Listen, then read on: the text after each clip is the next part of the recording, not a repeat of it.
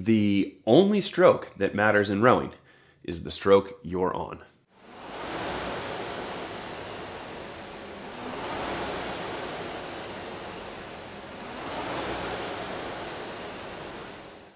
In rowing, especially at higher stroke ratings and higher intensity, there can be the inclination to want to get on to the next stroke even before we finish the stroke that we're on.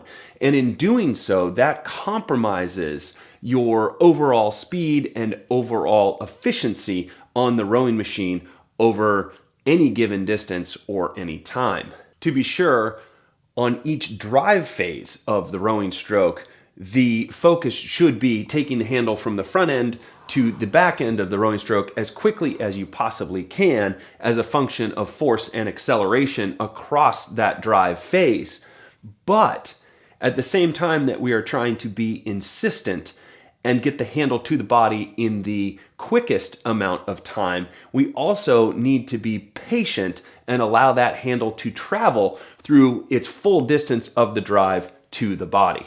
So it might seem counterintuitive that aggression and patience can exist at the same time during the drive of the rowing stroke, but that's exactly what you're going for. No matter what stroke rating, no matter what intensity I'm at, I really need to finish each and every stroke before I move through the recovery to the next stroke. And so if we're taking steadier strokes and easier strokes, getting to the finish and holding on to that finish, squeezing the handle to the finish, is easier to do than higher stroke ratings. And as the stroke rating goes up and the intensity goes up, if I don't finish off my stroke and I'm trying to get to the next one, I'm not creating a cohesive and efficient rhythm, nor am I getting the fan up to the highest speed possible after each stroke.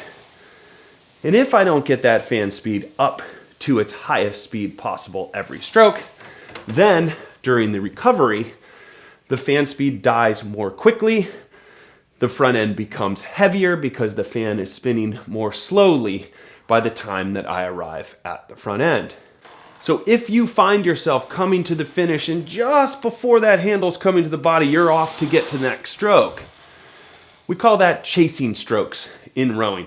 And if you get into this rhythm where you're almost complete but then chasing into the next stroke, you can be sure that it will tire you out faster, you will have slower splits, the machine will feel heavier, and it just keeps compounding from there. So if you're a rower who finds themselves at the higher stroke ratings ping-ponging back and forth, something that sort of looks like this, and you're not really finishing your strokes before going to get the next one, you're not going to produce as much speed or power or efficiency than if you complete the strokes.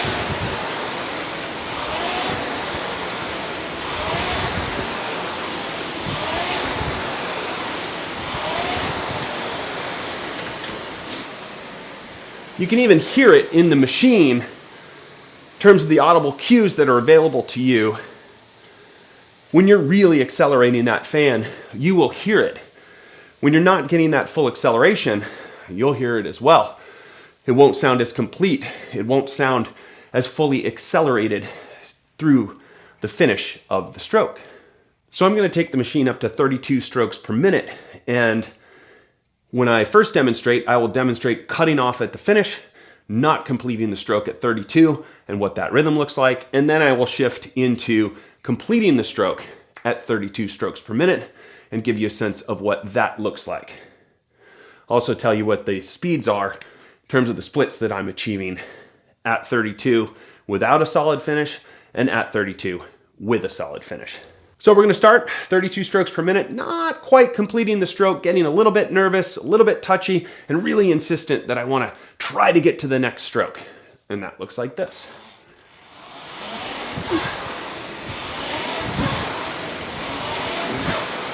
This is 32, 143s, 141, cutting off that stroke right at 32, not finishing off. Now we're going to complete the stroke, and here we go.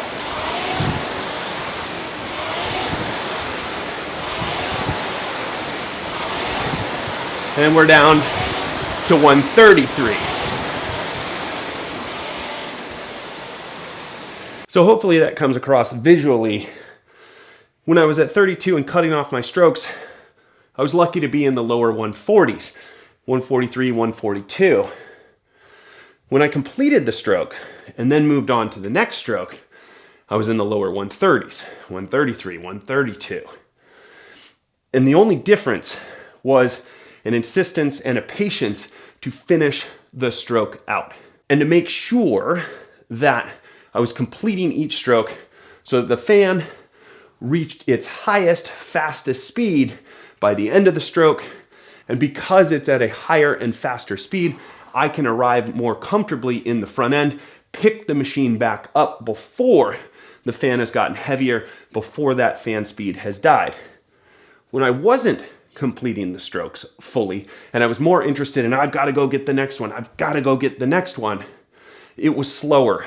It was heavier pickup around the front end. I rode shorter. I'm really cheating myself of the efficiency of movement. I'm cheating myself of that sweet spot where we finished the stroke and we've done our work, and as we roll forward, the machine is doing its work. And in rowing, when we finish a stroke, the meters don't stop. The machine continues to move. It continues to reward you with meters, with distance. And so the better job we do of really sending off each stroke, the more distance we achieve in between strokes. Because that fan is just moving at a faster pace, a freer pace. And then we arrive at the front end. It's still faster, it's still lighter than it would be if we almost get to the finish, but now we gotta go get the next one. We're almost to the finish and we go get the next one. At the lower stroke ratings, it's really not hard to finish off a stroke because you have time. There's time to finish off each stroke. And here I am at 19 strokes per minute, 20 strokes per minute, finishing each stroke. All the time in the world. The thing that you want to realize, if this is your problem, if you're having trouble finishing strokes, even at the higher stroke ratings, there is time. And here's the counterintuitive part. Being patient and taking the time to finish your stroke makes time on the recovery. Very counterintuitive thought. But if we don't take that time, that split second to really finish off our stroke before moving on to the next one, we've created a scenario where the fan does not move as fast, and therefore on the recovery, where we should be getting rewarded with meters, we're getting rewarded with less meters, and we have less time to arrive at the front end before the fan slows down and gets heavy. So that's why it's so vitally important to recognize and keep in mind, regardless of how many strokes per minute you're taking, regardless of what your intensity is, the only stroke which matters is the stroke that you're on. And so your mission in that stroke is to make sure that you complete it fully before moving on to the next rowing stroke. And if you don't complete it fully, you're going to have a lot of trouble keeping the machine moving at the fastest pace possible, keeping the machine feeling light and long and easy.